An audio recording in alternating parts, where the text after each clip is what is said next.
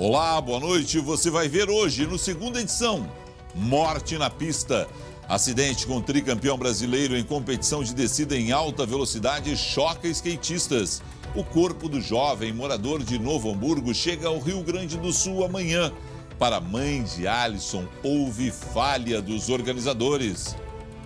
Eu tinha planos para ele. Isso tudo acabou. Por quê? Por causa de responsabilidade. Morte no elevador. Polícia investiga a queda de equipamento de cargas que matou comerciária na zona sul de Porto Alegre. Na previsão do tempo, prepare-se para a viração. Depois do calorão, meteorologistas prevêem chegada de temporais e granizo ao Rio Grande do Sul. A dupla na Libertadores? Desde 2011, Inter e Grêmio não disputam juntos a competição continental. Débora de Oliveira comenta. O SBT Rio Grande, segunda edição, está no ar.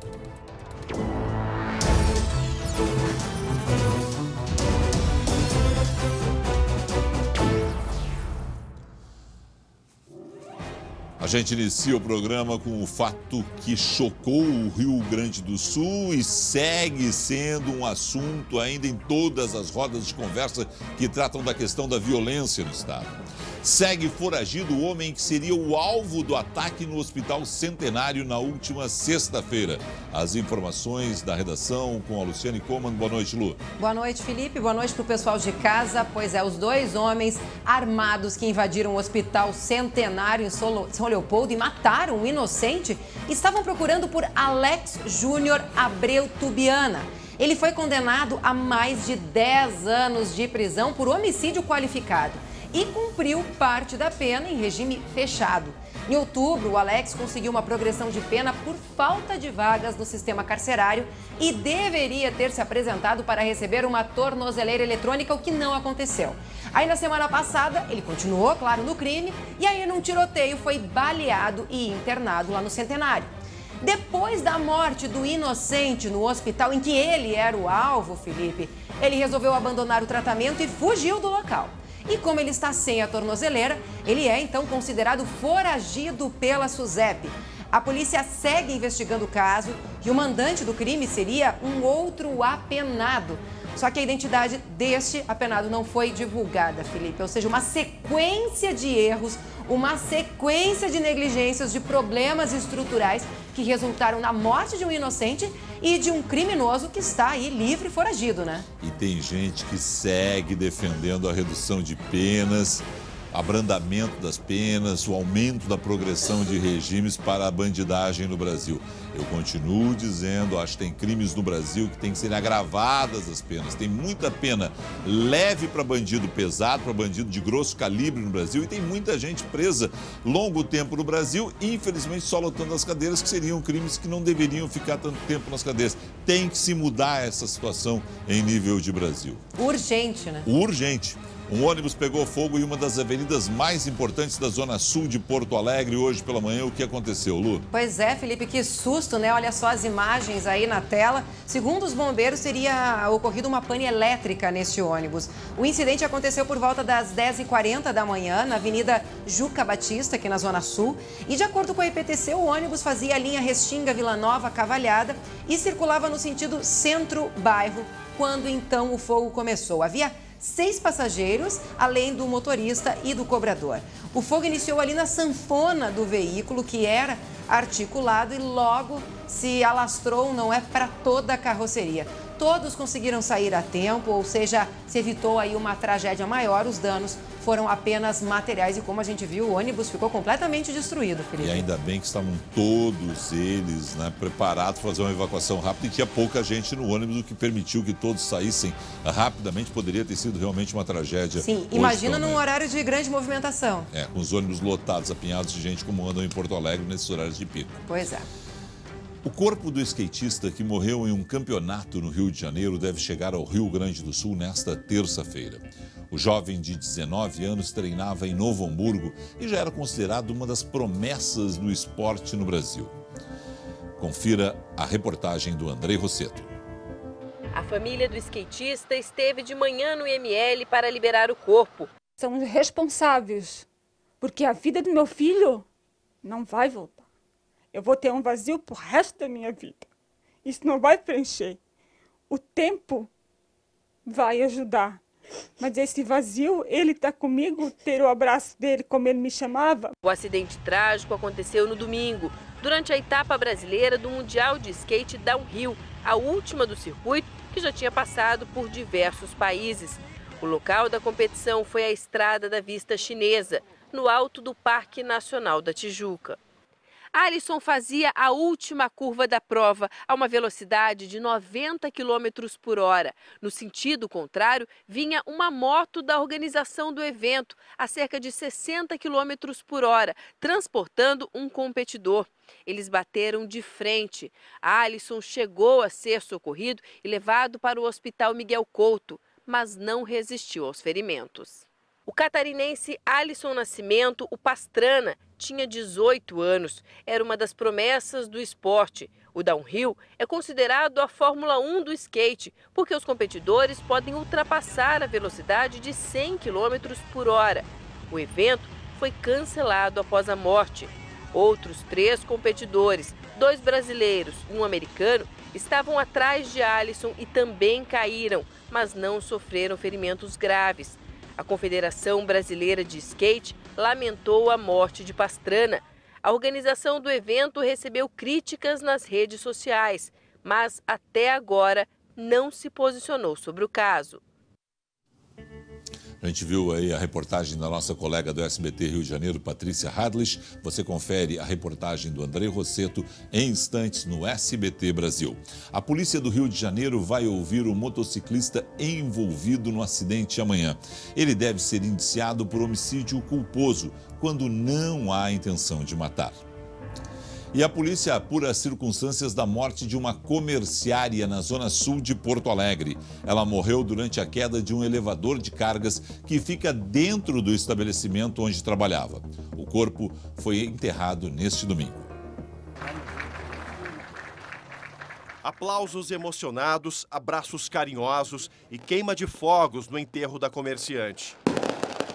Jéssica Aparecida Correia dos Reis estava com 27 anos.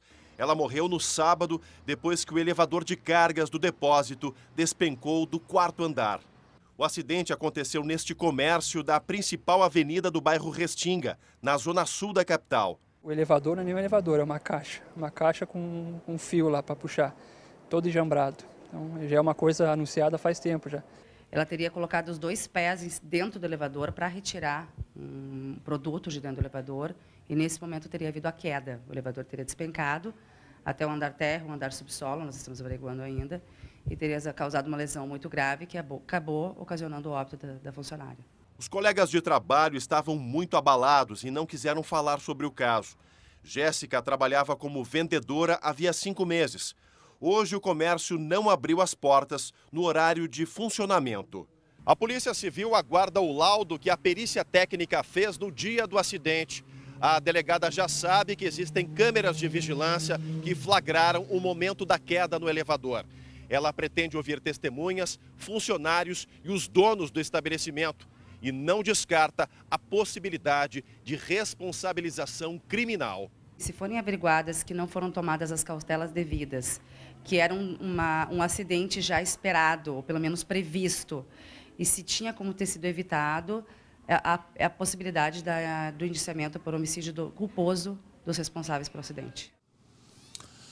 Os buracos nas ruas de Porto Alegre motivaram um protesto diferente. A iniciativa partiu da Associação Brasileira dos Usuários de Rodovias. O Rally dos Buracos percorreu ruas com problemas da capital nesse domingo. A pequena lambreta de época se torna alvo fácil das armadilhas do trânsito, ainda mais quando o assunto é buraco no asfalto. É muito fácil cair. Então a gente está aí junto, participando para conscientizar o pessoal que a prefeitura aí que tem que dar um jeito. Escapar das imperfeições e até das crateras de ruas e avenidas de Porto Alegre tem sido um desafio para os motoristas. Mas quem usa a bicicleta também enfrenta o mesmo problema. Pouco que tem de ciclovias não é cabível para estar andando com a bicicleta por causa também dos buracos, da má conservação das ciclovias e tudo mais. Para tentar chamar a atenção sobre a qualidade do asfalto e as falhas na manutenção das vias, a Associação Brasileira de Usuários de Ruas, Estradas e Rodovias organizou um protesto. Chamado de Rally Urbano na capital dos buracos, a manifestação foi marcada pela ironia. Seja bem-vindo ao Rally Capital dos Buracos. Porto Alegre foi tomada por os buracos nos últimos tempos. O cidadão enfrenta um verdadeiro rally para ir da sua casa para o seu trabalho, para a escola. E por isso essa situação ficou insustentável, né? Em nota, a Prefeitura classificou o protesto como de interesse político e ressaltou que desde 20 de abril foram realizados 1.400 serviços de tapa-buracos nas ruas e avenidas de Porto Alegre. Deste total, 537 vias foram atendidas, algumas, segundo a Prefeitura, mais de uma vez. E eu concordo com a Prefeitura, mas qual ato não é político? Todos nós, em maior ou menor grau, somos políticos no nosso dia a dia. E, sinceramente, eu não tenho uma pesquisa científica sobre isso, mas tenho uma convicção que no topo dos assuntos locais mais tratados pelos porto-alegrenses nas redes sociais está a péssima situação da cidade. Estão fazendo a operação tapa-buracos? Sinceramente, não tenho notado e, convenhamos, não fazem mais que a obrigação, né?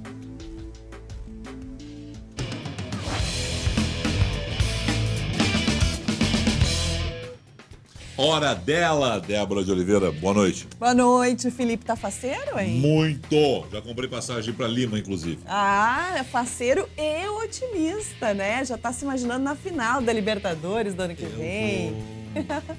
Calma, que é a pré-Libertadores, que o Inter já classificou vaga nesse momento. Tem que estragar meu barato, mas calma. Não, calma, como diria aquele humorista, não me deixou molhar o bico. Mas já está praticamente encaminhada a classificação direta para a Libertadores, né? A campanha incrível que o Inter vem fazendo. Bobeou o final de semana, né? No empate que poderia ter combinado com o empate do Palmeiras, ter colocado o Inter 3 pontinhos só da liderança, né, Felipe? Aí o Palmeiras escorregava uma, o Inter já encostava e na outra ia decidir tudo, né? 1-1 com o Ceará, que teve essa notícia ruim com relação às pretensões pelo título, embora o Odair ainda acredita nessa possibilidade. As chances matemáticas são de 5%, né? Mas também tem a boa notícia da Libertadores. O Grêmio também tá feliz, viu? O torcedor vai chegar feliz também. Olha, que ajudinha amiga do goleiro, hein? Do Vasco no jogo de ontem. O Grêmio saiu perdendo, precisou buscar, reagir, né? E veio com o Matheus Henrique a reação e com a ajudinha do goleiro. Um franguinho, né? Não gosto de falar frango. Não, mas é horror. Foi mal, o Martin Silva foi mal na bola. É. O Grêmio, com possibilidades de título, tem 1%, tá? Sabe como é que é aquele 1%, né? O Wesley Safadão ficou rico por causa do 1%. Mas na Libertadores está bem mais encaminhada. Eu acho que o Inter e o Grêmio vão com vaga direta para Libertadores, vão ter Grenal o ano que vem, vai ser que nem Boca e River e vai dar tudo certo. E eu, pelo que eu tô vendo, já vai ser o praticamente finalista, né? Que você já tá com a passagem comprada. Ah, não, eu vou ver a final da Libertadores o ano que vem. Lima no Peru, lá vou eu. Eu espero que seja maravilhosa a Libertadores ano que vem, com os dois times, ó, bombando pela América. A gente fala sempre em nome de Rede H Farma de Farmácias, cuida com o coração. Amanhã, depois do Marcelo Coelho, Débora de Oliveira e mais esporte aqui no SBT. Até lá.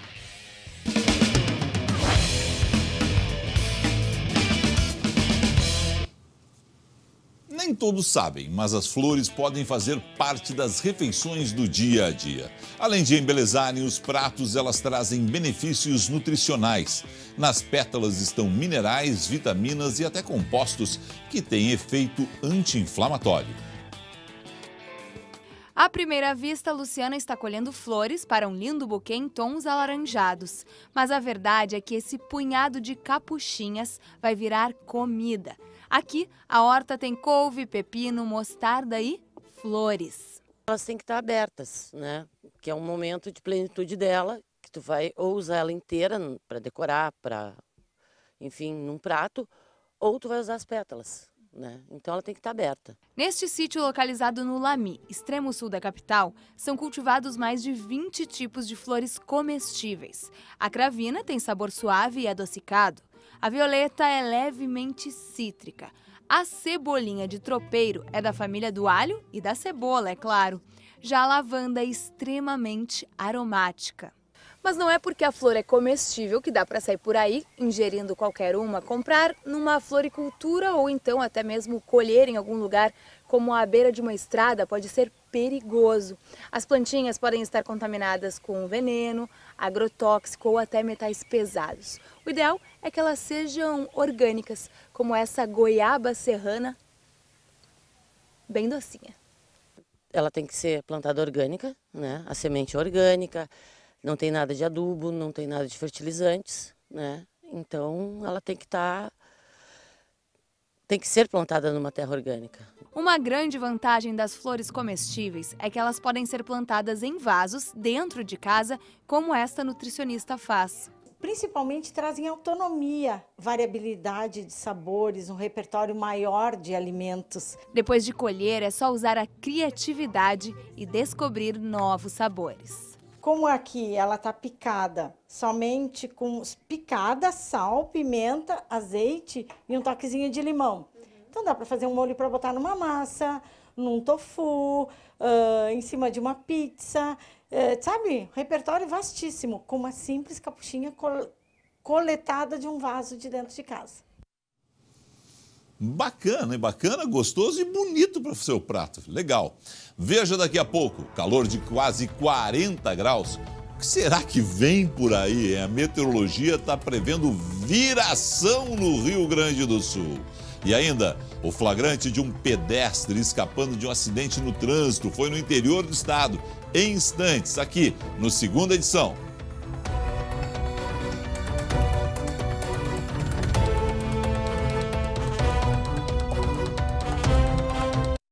SBT Rio Grande, Segunda Edição. Oferecimento Sicredi. Abra uma conta e descubra que gente que coopera, cresce. Farmácias Associadas. Aqui você tem amigos. E Educação Adventista. Muito além do ensino.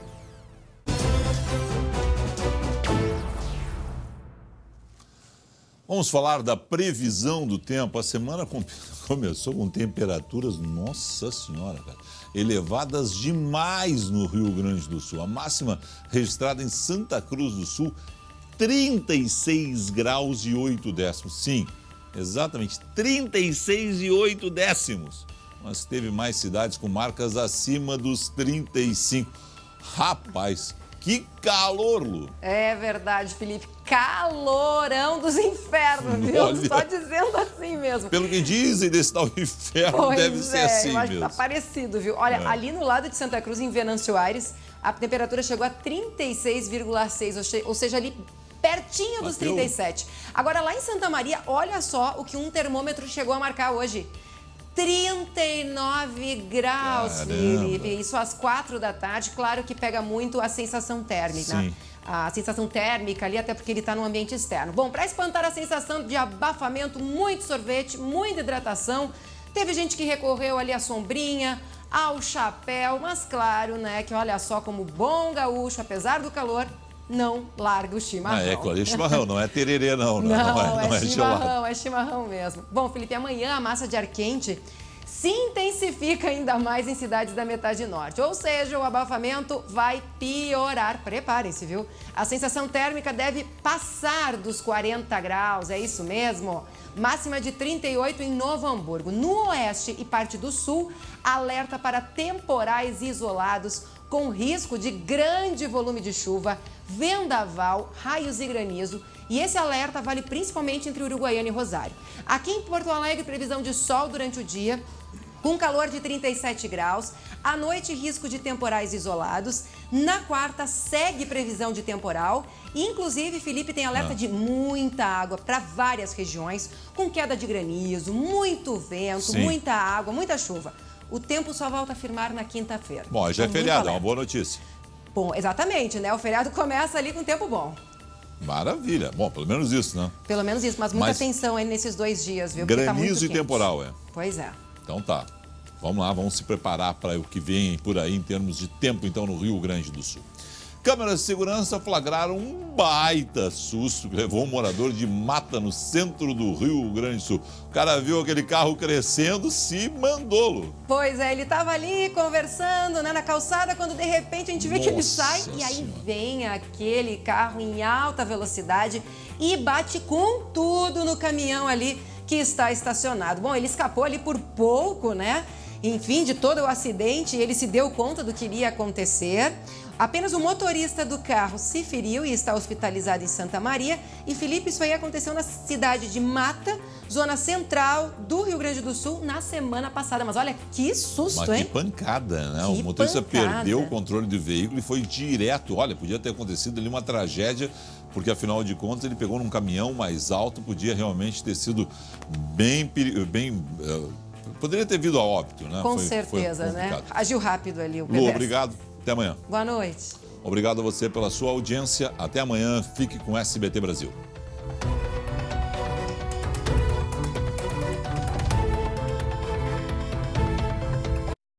SBT Rio Grande, segunda edição. Oferecimento Sicredi. Abra uma conta e descubra que gente que coopera, cresce. Farmácias Associadas. Aqui você tem amigos. E Educação Adventista. Muito além do ensino.